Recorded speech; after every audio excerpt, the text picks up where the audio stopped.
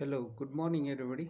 Here again, I am with you for the optics session, and previously we have seen some part related with the our session, which is called to be as in geometrical optics, and in which we have seen the basic things, which are what exactly meaning to be as an optical system, what exactly the cardinal points are to be there, and how they are important to get the measure the distances in between the object and the image are to be there, and what exactly the focal length and the equivalent of the focal length, and how it is to be very important in the coaxial lens system is to be there. Now today we are looking for the Huygens eyepiece and cardinal points related with the what exactly the cardinal system as far as the Huygens eyepiece is to be there. Now, Huygens is the one scientist who first invented or the eyepiece or the optical system for measuring the distances in between the object and the images. So, what is his considerations and assumptions, and how it is going to be effective in the practical point of view, that we will see in this session. So, let's start with the our part, which is experimental setup of this Huygens eyepiece and what exactly this setup is, how it is going to be, the setup is going to be there.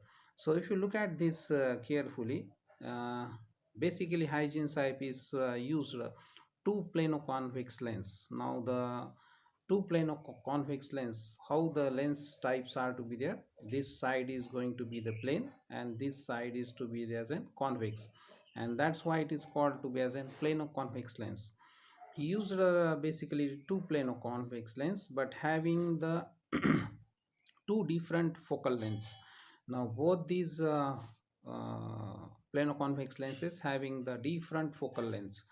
And another important thing in this eyepiece, he used this plano-convex lenses back to back, means this convex surface is not in front of each other, they are going to be back to back placed. And the focal length for the first lens, that is L1, is 3f, and the focal length of the second lens, that is f, is to be there. So the difference in between this focal length is nothing but to be the distance in between these lenses are to be there. That means it is somehow managed in such a way that whatever be the difference of this focal lengths will be the distance in between these two focal lengths are to be there. म्हणजे यामध्ये ज्या प्लेनोकॉन्व्हेक्स lens हायचिन्सनी use केल्या त्या दोन्ही प्लेनोकॉन्व्हेक्स लेन्सची focal length अशा प्रकारे घेतलेली आहे. एकाची जी L1 आपण प्लेनोकॉन्व्हेक्स लेन्स म्हणालो तिची फोकल लेंथ 3f आहे आणि दुसरी प्लेनोकॉन्व्हेक्स लेन्स ज्याची की फोकल लेंथ एफ आहे. आणि जर ह्याचा जर डिफरन्स आपण बघितला 3f मायनस एफ, तर तो येतो जनरली 2f. आणि एवढंच जे 2f हे अंतर यायला, हेच एवढं अंतर या दोन्ही लेन्सेस प्लेनोकॉन्व्हेक्स लेन्सेसमध्ये ठेवण्यात आलेले. म्हणजे यांच्या फोकल लेंथचा डिफरन्स या दोन्ही लेन्समधलं डिस्टन्स हे अशा पद्धतीने मॅनेज केलं to get the correct measurements for the object and the image distances to be there. So in this case, if suppose what exactly the image or where the image is going to be formed, for that suppose this field lens, in absence of the field lens, the image is going to be formed at I1. म्हणजे ज्या वेळेस हा field lens absent असतो त्यावेळेस due to this eye lens that whatever be the image is going to be form at this stage, that is I1. But when this field lens is going to be introduced, that time this I1, that whatever be this image formed by this eye lens will work as an object for the field lens, and the final image will be I dash I1 dash, and we can see this final image at an infinite distance in through this eye lens. म्हणजे समजायले ज्या वेळेस म्हणजे जेव्हा की image आणि object ही optical system form झाली त्यावेळेस जर समजा हा फर्स्ट केसमध्ये की फील्ड लेन्स अब्सेंट आहे त्यावेळेस ह्या आय लेन्समुळे ह्या प्लेनो कॉन्व्हेक्स लेन्समुळे जी काही इमेज मिळणार आहे ती इमेज कुठं मिळणार आहे I1 ह्या ठिकाणी ही इमेज मिळणार आहे. पण ज्या वेळेस हा दुसरी फील्ड लेन्स जेव्हा इंट्रोड्यूस केली जाते ही त्यावेळेस ही जी इमेज फॉर्म झालेली आहे आय लेन्समुळे I1 ती वर्क होते ॲज ए ऑब्जेक्ट म्हणून कुणाला फील्ड लेन्सला आणि फायनल इमेज कुठं फॉर्म व्हायली इट इज I', I1' आणि ही फायनल इमेज मला बघायची असेल तर आय लेन्सनी मला ॲट अ इन्फिनाइट डिस्टन्सला ती बघायला मिळते. So in this fashion this Huygens eyepiece works. So this is what exactly the physical point of view how these lenses are going to be introduced or the setup of this Huygens eyepiece, and we will get the image at the infinite distance. Now looking forward how this image is going to be formed and what exactly equivalent of the focal length, that is also we will see. So in this case if we know that what exactly the equivalent of the focal length relations are going to be, calculations are to be there. So 1 by f is nothing but to be the relationship we have already calculated for the equivalent of the focal length. It is nothing but to be given with 1 by capital F is equal to 1 by f1 plus 1 by f2 minus d upon f1 f2. Here capital F is nothing but to be a equivalent of the focal length. When the two lenses are going to be used, then we need to find out the equivalent of the focal length for calculating the correct object distance and the image distance. Now equivalent of the focal length if I want to calculate, in that case I have to take this relationship in consideration, and here small f1 is nothing but to be the focal length for the first lens, small f2 is nothing but to be the focal length for the second lens, here capital D is nothing but to be the distance between the two lenses. So this is what the this relationship is to be there. Actually we calculated this in the equivalent of the focal length. If in the offline lectures we have seen all this part. Now the if we differentiate this relationship I will get the minus of d capital F upon f square, that is what the differentiation for this, and for this another case that is to be for the 1 by f1, no doubt it will become to be as an minus of d f1, it will become minus of d f1 upon f1 square minus d f2 upon f2 square plus, now minus इथं already आहे आणि म्हणून again minus that will become plus and that will be here plus D into. आता D into होत असताना काय होते differentiation 2 times आहे. आता वन्स एकदा काय तर f2 कॉन्स्टंट असताना putting as a differentiation with respect to f1 at constant f2 is to be there, and second time ला काय होईल differentiation with respect to f2 at the constant of f1 is to be there. So मग ह्यामुळे ही relationship कसं होईल d into df1 upon f1 square into f2 plus d into f2 upon f2 square into f1 and whole bracket into d is to be there, capital D is to be there. So this is what म्हणजे आता differentiation with respect to f1 च्या वेळेस f2 कसा राहील constant राहील, मग त्यावेळेस ह्याचं डिफरन्शिएशन काय येईल df1 upon f1 square into f2 ला f2 as it is plus आता differentiation with respect to f2 आहे मग df2 upon f2 square into f1 ह्या ठिकाणी constant. So this is what the differentiation is to be there. As far as the calculation part is going to be, the dispersive power is going to be there. If we want to differentiate the two images, then we have to be calculate, or we have the relationship for the dispersive power, and it is nothing but to be given with the omega is equal to df upon minus of df upon f is to be there. So in this case again we can take it for the first focal length, it is minus d into f1 upon df1 upon f1, and for the f2 it is minus df2 upon f2 is to be there. So this is what the dispersive power in that case. So in this relationship, जर हेच relationship मी जर समजा वरती use केलं वरच्या इक्वेशनमध्ये, so what I will get exactly in this case, then I will get here, आता omega is nothing but to be minus D F upon F one. मग ह्या रिलेशनशिपमध्ये जर बघताल तर इथं ऑलरेडी इथं काय आहे, minus D F upon F square आहे. मग इथं ओमेगा अपॉन एफ ह्याच्यामध्ये आपण इथं काय म्हणलेलं आहे, omega is nothing but to be minus of D F upon F. पण इथं काय minus D F upon F square. पण डी एफ अपॉन एफ याच्याबद्दल मला ओमेगा लिहिता येते. मग इथं ओमेगा याबद्दल लिहिलं, पण एक एफ उरला, मग divided by capital F. In the same fashion it is equal to omega upon F one for this याच्यासाठी, plus omega upon F two minus, आता ह्या ठिकाणी हे मायनस का आलं, because it is here it is to be as N plus. मग ह्या ठिकाणी हा मायनस. आता ह्या केसमध्ये इथं काय होते बघा, D F one upon F one square याच्याबद्दल ऑलरेडी ह्या D F one upon F one याबद्दल एक एफ वन राहिला तरी इथं, तर ह्याबद्दल मला एक ओमेगा लिहिता येते, because omega is nothing but to be minus D F one upon F one. पण इथं एक एफ वन उरला आणि ऑलरेडी एफ टू आहे, मग एफ वन एफ टू, म्हणजेच याचा अर्थ काय, omega upon F one F two असं मला एकाबद्दल लिहिलं. तसंच डी इंटू पुढच्यासाठी मला काय लिहिता येते, पुढच्यासाठी सुद्धा मला त्याच केसमध्ये तसं लिहिता येते.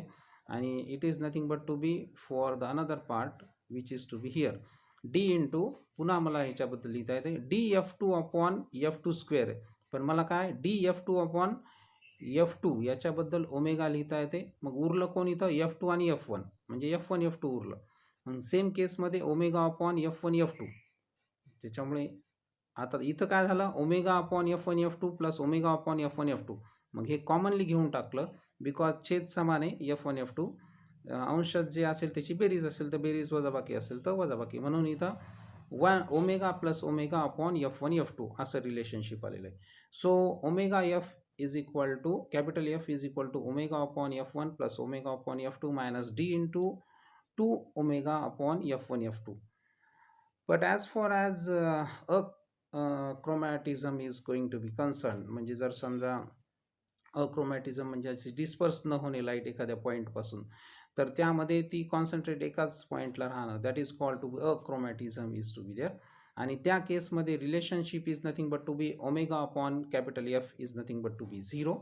So in this case again I can write for this relationship, that is हे जर रिलेशनशिप ओमेगा अपॉन एफ जर झिरो झालं तर ही कंप्लीट इक्वेशन कोणत्या फॉर्ममध्ये लिहिता येते, it is nothing but to be, I can write omega upon f1 plus omega upon f2 minus 2 d omega upon f1 f2 is equal to 0. हे इथं 2 झालं, d capital D into omega 1 omega plus omega अंशाची बेरीज झाली 2 omega d झालं, that is to be 2d omega upon f1 f2 is equal to 0. मग याच केसमध्ये जर समजा ओमेगा तिन्ही ठिकाणाहून जर कॉमन काढला तर इथं उरतंय ओमेगा जर कॉमन काढला तर 1 upon F one plus 1 upon F two minus 2d upon F one F two is equal to 0. हा ओमेगा जर इकडे गेला तर 0 divided by omega, anything divided by 0 divided by anything, that will be giving us 0. So that's why I can write the new relation, that is 1 upon f1 plus 1 upon f2 minus 2d upon f1 f2 is equal to 0. याला जर पुन्हा मी थोडंसं again rearrange केलं तर I will get the another relationship, that is to be, म्हणजे हे जर समजा मी minus 2d upon F one F two right साईडला जर घेतलं तर ते होऊन जाईल प्लस, आणि ह्याचा तिरकस गुणाकार जर केला तर that will be F two plus F one upon F one F two is equal to 2d upon F one F two. So I will get this new relationship likewise. आणि म्हणून मग मला काय लिहिता येते, it is nothing but to be F one plus F two upon F one F two is equal to 2d upon F one F two. आता छेद समान आहे त्यानुसारच मग मला सिम्पली इथं हे इकडं जर घेतलं तर हा F one F two minus finish होऊन जाईल, आणि मग 2d is equal to F one plus F two असं मिळते. मग d is equal to directly मला काय लिहिता येते, d is equal to nothing but to be, हे 2 इकडं जाईल, F one F two divided by 2 is to be there. So this is what the simply I have the relationship for the distances in between these lenses is nothing but to be t is equal to f1 plus f2 by 2 is to be there. So this is what the relationship for the distances in between the two lenses. And if I wants to calculate in that case the equivalent of the ray by the two lenses and the equivalent of the focal lengths, and should be equal to f1, and in this case the for the equal deviation for the ray uh, by the two lenses, the distance between the two lenses should be equal to f1 minus f2. मग त्यानुसार to satisfy this conditions Huygens constructed the eyepiece that is एकाची focal length 3f आहे आणि दुसऱ्याची f आहे. मग याच्यातून f1 minus f2 जर केलं तर 3f मायनस f जर केलं तर इट विल बिकम 2f, आणि तेवढंच डिस्टन्स या दोघांमध्ये ठेवलं. So this is what the object is going to be form in that case. And if we wants to calculate the combinations of the length of the equivalent of the focal length, in that case if we wants to calculate the equivalent of the focal length, the focal length of the combinations, if suppose I wants to calculate, then I have the relationship is to be there. Here 1 by f is equal to 1 by f, that is for the first focal length it is f, and for the second one it is to be 3f, that is f2 त्याच्या इकडून ठेवलेली आपण lens is to be there.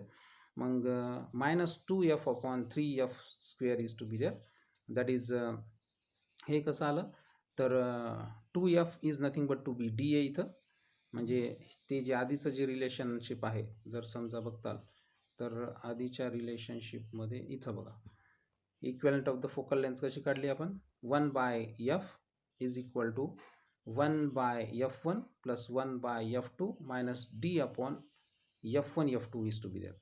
So याच रिलेशनशिपला डीचे calculation हे आपण केलेलं आहे इथे f1 upon f1 plus f2 by 2 is to be there. तर या केसमध्ये आता जर बघताल तर रिलेशनशिप कशी येते बघा, हेच झालं 1 by F is equal to 1 by capital F is equal to 1 by small F plus 1 by 3f minus D म्हणजे 2f, and it is nothing but to be 3f square is to be there because of f1 f2. f1 आहे तुमचं f आणि f2 आहे तुमचं 3f, म्हणजे 3f into f काय होते, that is 3f square. मग आता हे मला पाहिजे equivalent of the focal length, that is capital F काढायचे.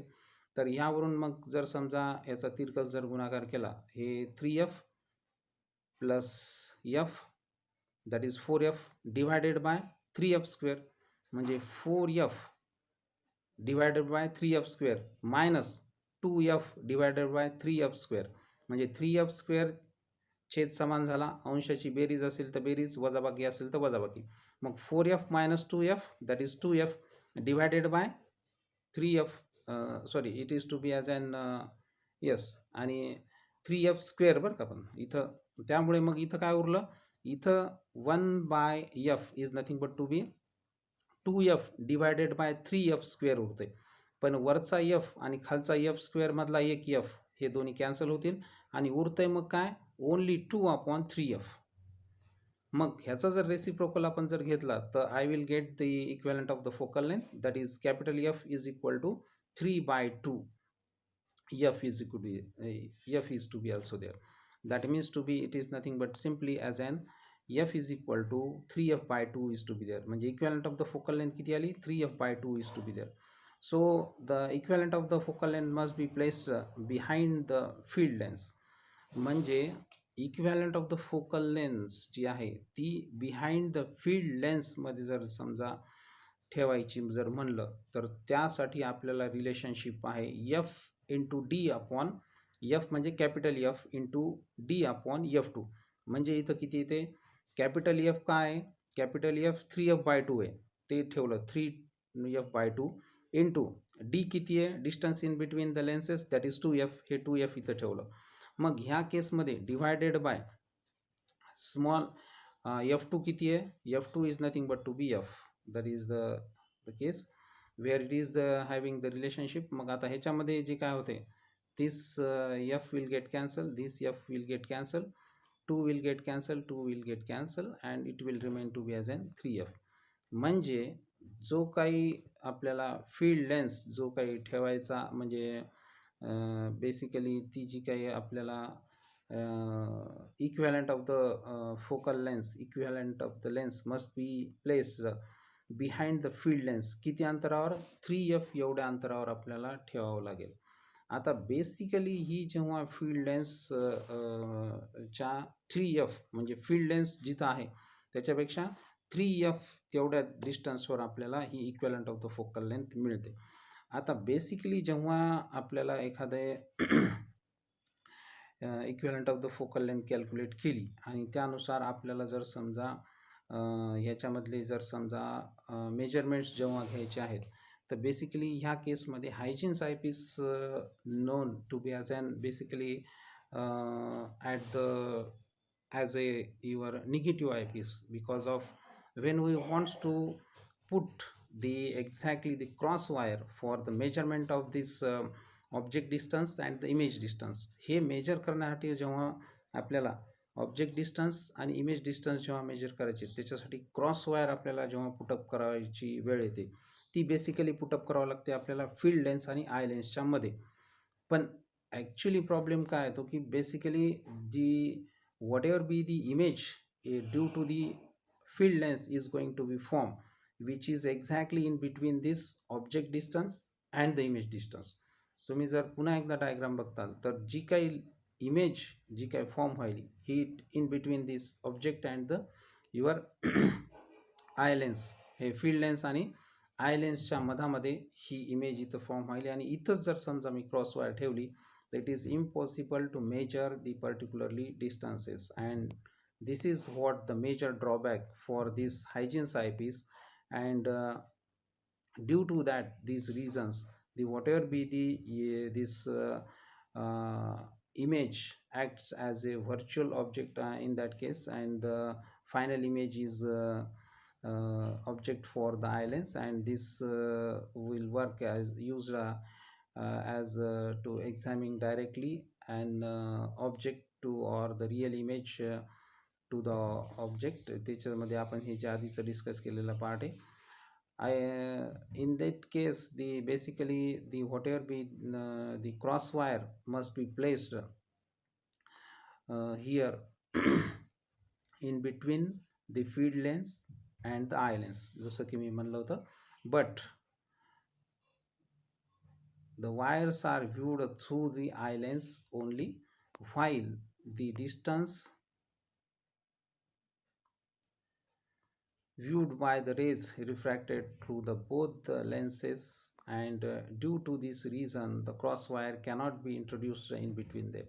आणि दोन्ही ठिकाणचं रिफ्लेक्शन एकाच त्यामधून येत असल्यामुळे तिथं आपल्याला ही क्रॉस वायर पुटअप करता येत नाही, आणि क्रॉस वायर जर पुटअप झालं नाही तर आपल्याला डिस्टन्सेस मेजर करता येणार नाही, आणि म्हणून याच्यामध्ये हायजीन्स आयपीसमध्ये क्रॉस वायर पुटअप करता आलं नाही, आणि म्हणूनच हायजीन्स आयपीसला निगेटिव्ह आयपीस असं सुद्धा म्हणतात. Now if suppose we wants to find out the hygiene's cardinal point system according to the hygiene's eyepiece, so in that case the cardinal system will be for to calculate this part, we have to again take into account what exactly the distances in between them, what exactly the focal lengths of the lenses. As we know that there are two plano-convex lenses are going to be used. This one is the first one, L1, and this one is to be L2 is to be there, and having the focal lengths that is to be 3f, and f is to be there, and distance in between them is nothing but to be 2f. या दोघांमधलं distance किती आहे दोन्ही lens मधलं, that is 2f is to be there. Again we have calculated the equivalent of the focal lengths, and that is 3f by 2 is to be there. So as equivalent of the focal length is 3f by 2 we have calculated. Now we are interested to find out the first principal point. Where is the first principal point? And to find out the position of the first principal point we have to calculate the alpha. Why we have to calculate the alpha? Because alpha is deciding what is exactly the distance between the first principal point and the first focal length, or that is to be as an you can say as a first length is going to be there. So alpha is going to be, we are aware about that, alpha is nothing but to be given with f into d by f2 is to be there. Capital F is nothing but to be equivalent of the focal length. D is nothing but to be distance in between the two lenses. F2 is the focal length of the second lens. Now if we put these values in this relationship to find out the exactly first principal point's position, for that, so look at this relationship. Alpha is equal to, here it is to be there, uh, capital F into d upon f2. मग capital F ची value किती आहे? It is 3f/2 into d, that is 2f, divided by f2, focal length of the second lens, that is f. मग आता जर समजा हे f आणि हा f, हा 2 आणि हा 2 कॅन्सल झाला तर उरलं किती? 3f. So alpha is how much? It is 3f. What it indicating? It indicating clearly that the first principal point is at a distance alpha from the field length. बघा हे जे अल्फा व्हॅल्यू आली ही किती आली? 3f आली. म्हणजे 3f एवढ्या डिस्टन्सवर कोण पाहिजे?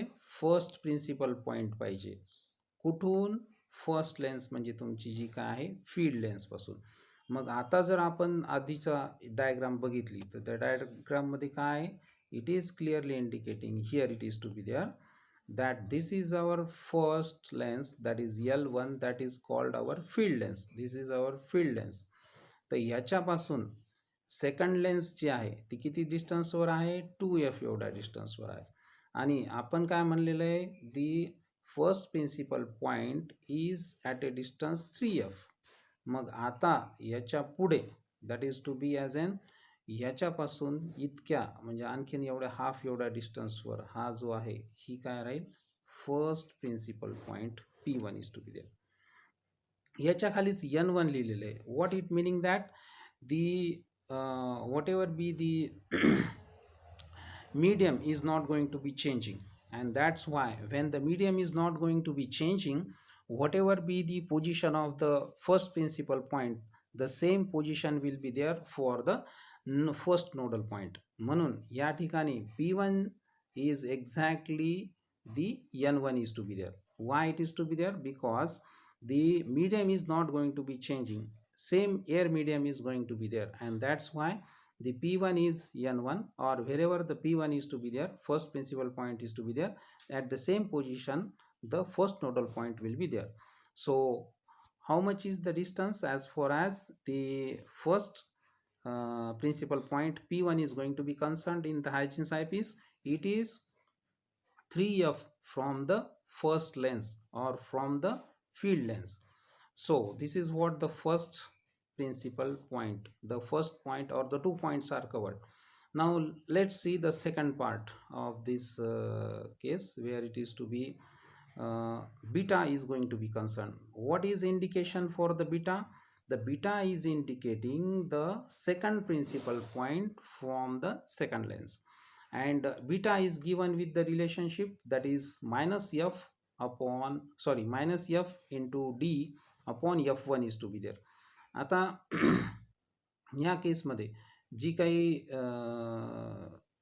पर्टिक्युलरली आपली रिलेशनशिप आहे त्या रिलेशनशिपनुसार इथं जर बघताल तर beta is nothing but to be minus F capital F, that is the equivalent of the focal length, into d, sorry, into d upon f1. So this is what the beta relationship. आणि जर equivalent of the focal length, that is to be हे minus इथं चुकून राहिलं, 3f/2 हे relationship into distance in between the two lenses, that is 2f introduce केलं. आणि whatever be the f1 is the nothing but to be focal length of the first lens, that is to be as an 3f is to be there. So आता ही जर value put up केल्या तर इथं F F हे cancel होईल. या ठिकाणी पुन्हा इथं 2 विल गेट कॅन्सल. मग इथं उरलं कोण? -3f. पण इथं 3 आहे डिवायडेड बाय हा 3 आणि हा 3 पण कॅन्सल. मग उरलं कोण? Only -f. म्हणजे बीटाची व्हॅल्यू किती आली? बीटाची व्हॅल्यू आली -f only. So what it indicating that? This is indicating that the first principal point, or the basically to be here, the previous one was to be as in second principal point. Let me correct it. That was to be related with the uh, second principal point is to be uh, yes, here it is to be the second principal point. Now it was to be written for the first principal point, then afterward for the second principal point. मग second principal point P2 जो आहे तो याच्यावरून काय indicate करतो? हा indicate करतो की बेसिकली किती असायला पाहिजे डिस्टन्स कुणाकुणाचं? सेकंड प्रिन्सिपल पॉइंट आणि तुमच्या सेकंड लेन्सचं. मग हे काय आले? हे निगेटिव्हमध्ये आले and that is to be as an -f. आता पुन्हा जाऊयात आपण आपल्या इमेजजवळ, म्हणजे आपल्याला एक्झॅक्टली त्याचं लोकेशन कळेल. आता -f एवढं डिस्टन्स आलं, ही आपली ऑप्टिकल सिस्टीम. याच्यामध्ये बघा दोन्ही लेन्समधलं डिस्टन्स किती आहे? दोन्ही लेन्समधलं डिस्टन्स आहे 2f. आणि आता -f म्हणजे काय? सेकंड लेन्सपासून डिस्टन्स. म्हणजे मायनस आलं म्हणजे not right side, it is back side, left side is to be there. So म्हणून इथं जे आहे ह्या दोघांमधलं डिस्टन्स जर 2f असेल, लेन्समधलं डिस्टन्स आपण किती म्हणलेलं आहे? 2f आहे. मग ह्याच्या अर्ध, that is what? Half of it is nothing but to be f. म्हणजे हा लेफ्ट साईडला येईल कुणाच्या? L2च्या, सेकंड लेन्सच्या लेफ्ट साईडला. किती अंतरावर? f एवढ्या डिस्टन्सवर हा सेकंड प्रिन्सिपल पॉईंट येईल. पुन्हा ऑब्जेक्ट जे काही मीडियम आहे सेम आहे, त्याच्यामुळे P2 आणि N1 हे दोन्ही एकाच ठिकाणी राहतील. So this is what the case as far as the P2 point and the P1 point is going to be concern. First principal point and the second principal point. एवढं लक्षात ठेवा, negative sine असल्यामुळे P2 is at left side of the L2 is to be there, but as P1 is having the alpha is having the positive value, and that's why P1 is at right side. Positive value आल्यामुळे काय आलं? P1 जो आहे तो right साईडला आला up to whatever be the alpha value 3f is to be there. 3f एवढ्या डिस्टन्सवर. पण बीटाची व्हॅल्यू निगेटिव्हमध्ये असल्यामुळे जो काही बीटाची व्हॅल्यू आली -f, ही म्हणजे काय इंडिकेट करते? सेकंड लेन्सच्या लेफ्ट साईडला निगेटिव्ह आल्यामुळे पुढे नाही जाणार, तर बॅक लेफ्ट साईडला येईल. पण किती? f एवढ्या डिस्टन्सवर, कारण बीटाची व्हॅल्यू आली f पण मायनसमध्ये. आणि म्हणून P2 हा कुठं आला? Left side of the second lens. आणि P1 कुठं आला? Right side of the L1. Why it is to be there? Due to positive and negative signs are to be there. So this is what the P1, P2 and N1, N2 are going to be concerned. Now remaining two cardinal points, four cardinal points we calculated. Now we have to calculate the F1 and F2. आणि कधी पण F1 आणि जेव्हा P1, P2 calculate केले त्याच्यावरून F1 आणि F2 calculate करता येतात. So F1 is based with the first principal point P1 position, and the position of F2 is based with the position of the P2 is to be there. म्हणजे F1 ची value ही P1 वर dependent करते आणि F2 ची value P2 वर dependent करते. का बरं? इट इज इक्व्हॅलंट ऑफ द त्या रेशोनुसार आपल्याला कॅल्क्युलेट करता येते. आणि म्हणून जर समजा मला F1 कॅल्क्युलेट करायचं असेल, first focal point is at a distance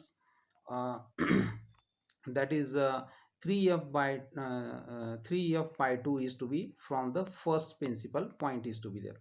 So first principal point कुठे आहे? पुन्हा आपल्याला इमेजवर जावं लागेल. फर्स्ट प्रिन्सिपल पॉईंट आहे ह्या ठिकाणी P1. हा किती डिस्टन्सवर आहे? L1 पासून 3f एवढ्या डिस्टन्सवर आहे. आता इक्विव्हॅलंट ऑफ द फोकल लेंथची व्हॅल्यू किती आहे? 3f by 2. मग 3f एवढ्या डिस्टन्सवर तो ऑलरेडी आहे, याला बाय 2 करा. मग ॲटोमॅटिकली काय येते? याला बाय जर 2 केलं म्हणजे 3f by 2, याला बाय 2 जर केलं तर ह्याच्या हाफ, म्हणजे हे जे डिस्टन्स आहे L1 आणि P1 मधलं हे किती आहे? 3f आहे. ह्याच्या हाफ म्हणजे हे बघा, हे हाफ, याच्या हाफ जर केलं 3f मधून थ्री एफच्या हाफ केलं तर इट विल बिकम 3f/2. मग हे जर इथं आणलं हा पॉईंट तर this will showing you the position of f1 is to be there. But what it indicating, it is giving me position that is left hand side of the L2 is to be there. म्हणजे P1 पासून हा F1 किती अंतरावर झाला, 3f/2 एवढ्या अंतरावर आला.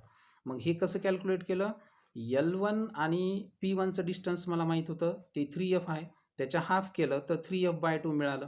म्हणून जास्तीमधून 3f मोठा आहे आणि 3f/2 लहान आहे, ते त्याच्यातून मायनस केला तर automatically 3f minus 3f/2 same 3f/2 you will get, and that's why the position of this f1 will be up to this much. आता त्याच पद्धतीने मला जर समजा f2 ची व्हॅल्यू कॅल्क्युलेट करायची आहे तर f2 सुद्धा काय 3f/2 from the p2 is to be there. जसं p1 वरून f1 कॅल्क्युलेट करता येतो तसं p2 वरून f2 किती अंतरावर 3f/2. पण आता मला p2 आणि L2 यांच्यामधलं डिस्टन्स मला माहिती आहे, दॅट इज किती आहे, how much it is to be as an f. पण आता मला काय म्हणायचं आहे, P2 पासून F2 किती अंतरावर असतो, 3f/2 एवढ्या अंतरावर असतो. 3f/2 मोठे आहेत आणि मला माहिती आहे P2 आणि L2चं डिस्टन्स ते किती आहे f. मग 3f/2 मायनस f जर केलं, बघा मी काय म्हणालो, कारण 3f/2 इज ग्रेटर, म्हणून मग मी काय करतो, हे बघा 3f/2 हे 3f/2 मायनस f हे जर केलं, कारण P2 आणि F2चं डिस्टन्स f आहे, त्याच्या पुढेच असणार आहे. मग 3f/2 मायनस f जर केलं तर 2f/2 येईल इथं. म्हणजे 3f/2 मायनस 2f/2 म्हणजेच काय ते की 1f/2 म्हणजे f/2 एवढं, म्हणजे हाफ f/2 म्हणजे f/2 एवढा अंतरावर कोण असला पाहिजे, f2 असला पाहिजे. मग आता पुन्हा या डायग्रामजवळ, या डायग्राममध्ये बघा की जर पोझिशन ऑफ P2 जर मला कॅल्क्युलेट करायची तर मला कळालं की it is 3f/2 from the P2. मग आता P2 पासून L2चं डिस्टन्स f आहे हे कळालं, मग ती तेवढी मायनस केलं 3f/2 मधून तर मला मिळालं f/2. पण आता इथं बघा L2 आणि P1 यांच्यामधलं अंतर f आहे. मग ह्याच्या जर हाफ घेतलं मी L2 आणि का बरं हाफ आलं, कारण जे काही मला फर्स्ट प्रिन्सिपल पॉईंट P1 ची पोझिशन मिळते ही L1 पासून किती अंतरावर आहे, 3f, because of it is having the equivalent of the focal लेंथच्या व्हॅल्यूज जर ह्याच्यानुसार ह्या जर काढल्या तर त्याच्यामुळे ॲट अ डिस्टन्स तो कितीवर येतो, 3f एवढ्या डिस्टन्सवर येतो. पण ह्या दोघांमधलं लेन्समधलं डिस्टन्स 2f येते, दोन्ही लेन्समधलं डिस्टन्स 2f येते. मग 3f मायनस 2f जर केलं तर उरलेली ही जी व्हॅल्यू आहे ही किती आहे, ही f आहे. म्हणजे L2 आणि P1 यांच्यामधलं अंतर किती आहे, f. मग ह्याच्या जर हाफ केलं मी तर ते this is distance, it is f. मग ह्याच्या जर हाफ केलं तर इट विल बी f/2. म्हणजे f2 किती अंतरावर आला, f/2 एवढ्या अंतरावर आला. पण हे जर f प्लस f/2 हे जर कॅल्क्युलेट केलं तर इट इज 2, हे जर प्लस केलं तर बघा P2 आणि f1 यांचं डिस्टन्स 3f/2 होते का, बघा f plus f/2 2f plus f/2 म्हणजे 3f/2 एवढं अंतर आलं. That means P2 and f2 that is to be having the distance that is 3f/2 is to be there. So this is what the sixth cardinal point. So we have calculated the cardinal points in the Huygens eyepiece also. The whatever be the important factor, first we have to calculate with the alpha. Using this alpha you have to calculate first the what exactly the distance in between the first principal point and the first lens. Then you have to calculate the what exactly the equivalent of the focal length. According to that you will get the first focal point. म्हणजे first principal point तुम्ही calculate केला म्हणजे अल्फाची value calculate केली की तुम्हाला first principal पॉईंटची position कळते.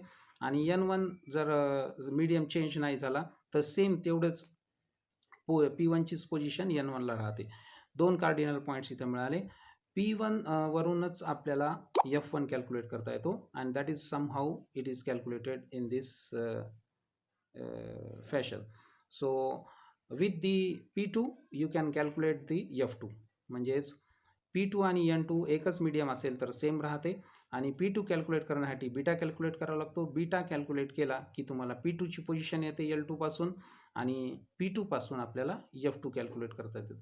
So this is what the cardinal system for the Huygens eyepiece. So again, thank you for the joining this session, and be at home and be safe.